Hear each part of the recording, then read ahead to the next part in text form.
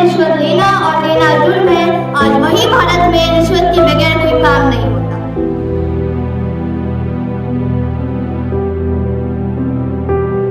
आज भी हमारे देश में कई हुक्मरान, कई लोग ऐसे हैं जिन्होंने रिश्वतखोरी और गुंडागर्दी से अपना नाम फहरिस्तों और लोगों की जुबानों पर चढ़ाया।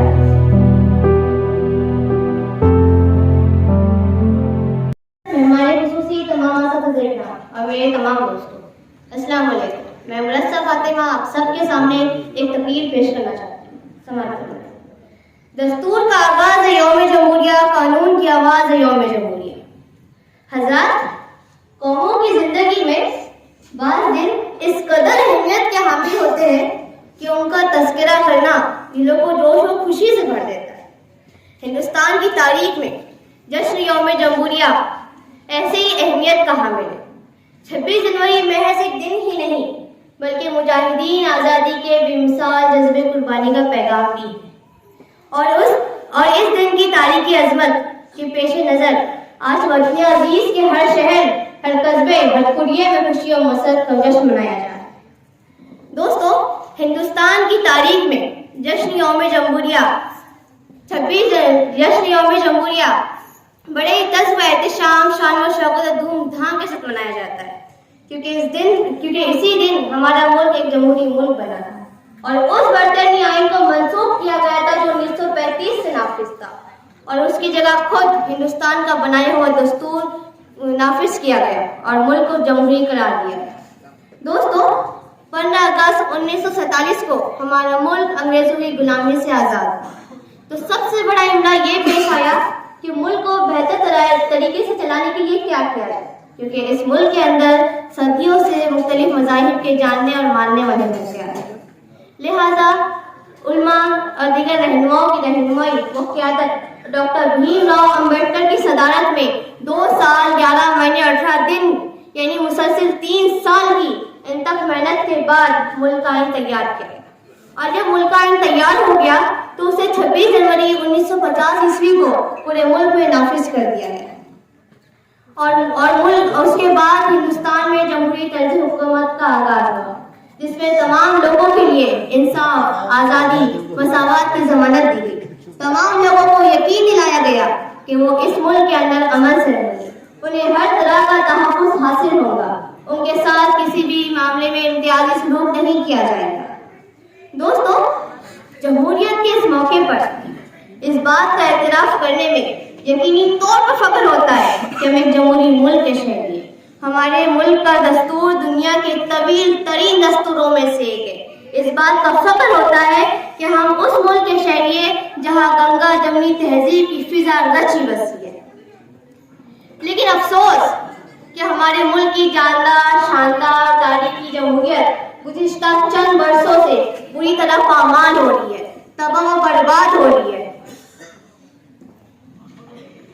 अगर गौर से देखा जाए तो भारत का कानून और भारत में रहने वालों का कानून अलग-अलग है। भारत का कानून है दहेज देना और देना जुर्म है। भारत में रहने वालों का कानून है दहेज के नाम पे बेटी के बाप को लूटना। जिस भारत में रिश्वत लेना और देना जुर्म है, आज वही भारत में रिश्वत के बगैर कोई काम नहीं होता। जिस भारत ने बेटी पढ़ाओ बेटी बचाओ का नारा लगाया, आज वही भारत उस नारे को भूल चुका है।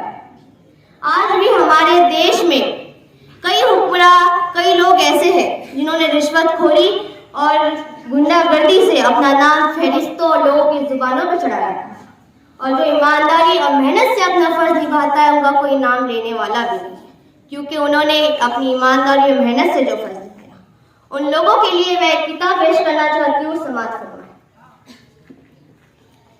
मेरे हमनशी चल कहीं और चल, इस चमन में हमारा गुजारा नहीं, बात फूलों की होती तो सह लेते हम, अब तो कांटों पे भी हक हमारा नहीं। पहले चमन को जरूरत पड़ी, खून हमने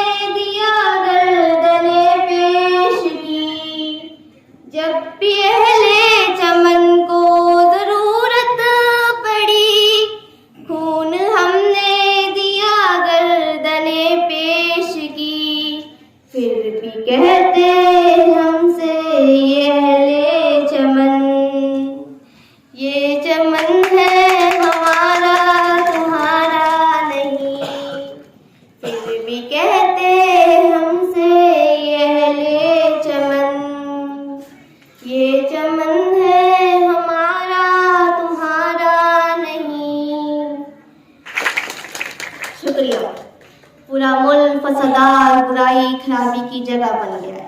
आए दिन फसादात, रिश्वतखोरी, काला बाजारी, समाजी नाबराबरी, बेरोजगारी का सिलसिला बढ़ता और खतरनाक सूरत हाल इख्तियार करता जा रहा है। जिस तरफ निगाह डालो, मुल्क की जमहूरियत और सालमियत को कमजोर करने की साजिशें हो रही है। कुछ फुरका परस्त अनासिर इस मुल्क